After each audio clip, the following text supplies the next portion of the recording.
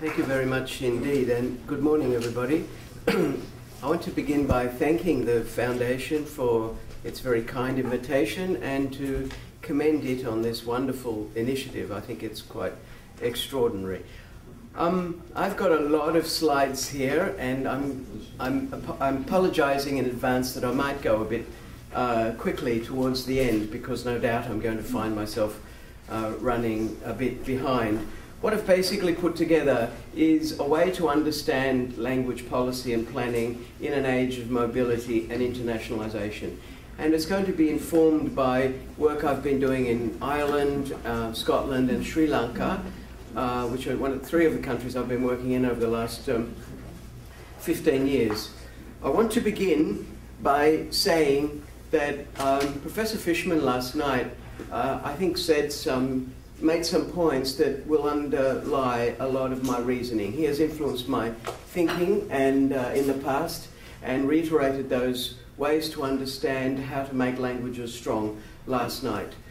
So I'll be making some reference to those ideas. I want to begin by offering a cautionary tale. We often imagine that language policy is what we should aspire to make weak languages strong, whether those languages are sub-national languages or whether they are languages that already have some kind of status within a particular polity. And I think the most sobering example that we can think of, and is a cautionary tale, comes from Ireland. One of the things that we can say about Ireland is that the Irish language, which people in Ireland prefer to call Irish rather than Gaelic, is the symbol of the independence of the nation and of the autonomy, cultural autonomy of the people for the several hundred years they were under English colonial rule. So the language had what many aspiring language revival groups desire. It had symbolic importance within the life of the people. After independence in 1922 of the Republic, it became the official language in the Constitution. So it had two of the desirable qualities that you would seek to make a language strong. It became a compulsory subject in all schooling, so every single child in the Republic of Ireland learnt the Irish language. And it became the medium of instruction for many people in schooling. It was the language through which history and geography and mathematics and other subjects were taught. This meant that over the long period of time from 1922 to now, many millions of people studied this language. The census, the most recent census of 2006, shows about 1.4 million people declare that they know the language, that they can converse in it. But only 74,000 actually use it. So we can see there's a lot of disparity between all of these separate statuses. There is something that's not quite working here. Out of 5 million people, only about 74,000, and that's regarded as a substantial overestimate, actually use it.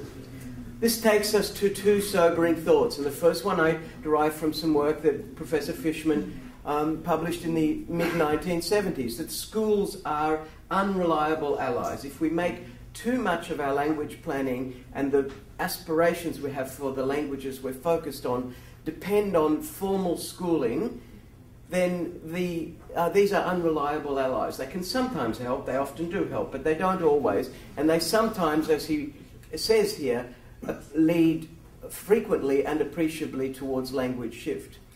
And perhaps even more startling than that is a quote from Andrew Gonzalez, a great Filipino language planner, Brother Andrew Gonzalez, who later became Minister for Education in the Philippines and sadly passed away 2 years ago.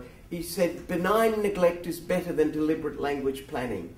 This was a level of frustration about the ineffectiveness of so many language plans that people had offered. So this should make us not put all our eggs in one basket, fundamentally.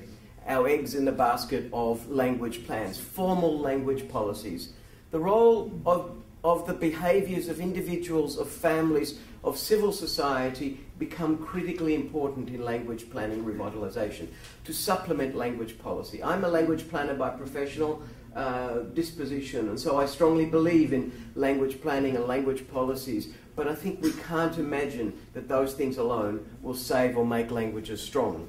And so I'm going to spend most of today talking about this, which actually last night we heard about very well when Professor Fisherman talked about functional differentiation between the two languages in a bilingual community's life.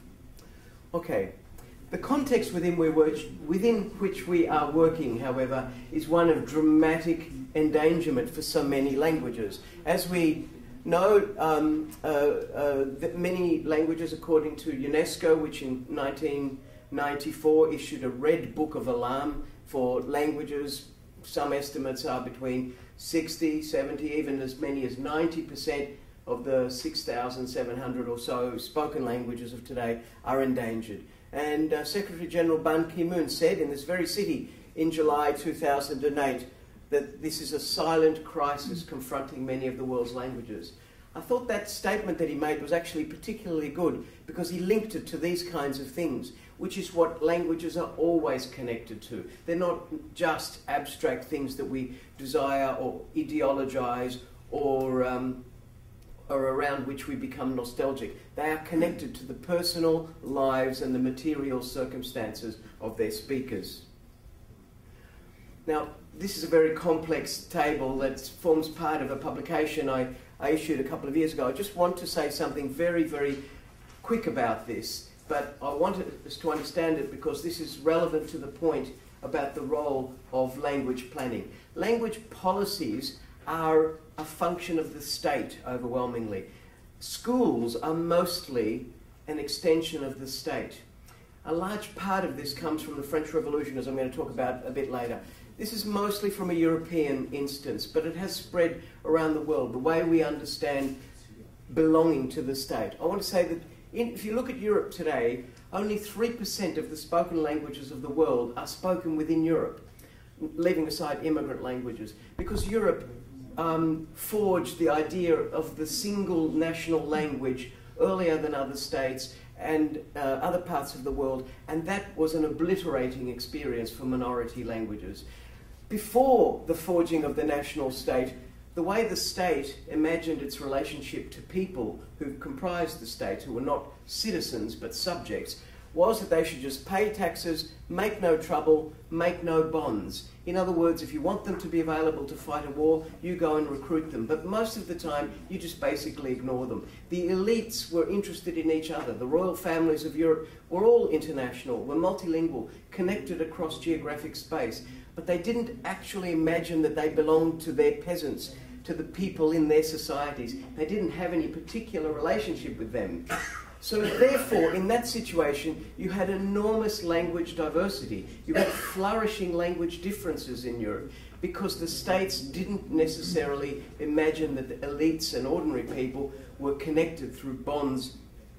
That was produced through nationality, the idea of nationality, which was born much later. And the national state owes at least two of its qualities to these two guys, Herder, a German philosopher, romantic philosopher, and the Jacobins who fought in the French Revolution. Herder told Europeans that languages were about belonging, about being like your own people and not like others. That what made Germans German was German. What made French people French was the French language. The Jacobins said, we're going to create a state in which everyone is incorporated by being the same. The Republican French model is based on the idea that language unity, consolidation, monolingualism is the way to belong and be equal. In other words, to be equal, you have to be the same. So that is a large part of the inheritance, not all of it, but a large part of the inheritance of the European national state is the idea of linguistic uniformity. And through colonial expansion and the spread of the nation idea, this expands to all parts of the world. I don't want to say this is true of all peoples everywhere. It is a particularly European experience, but I think it's true of Korea and Japan and other societies in Asia as well.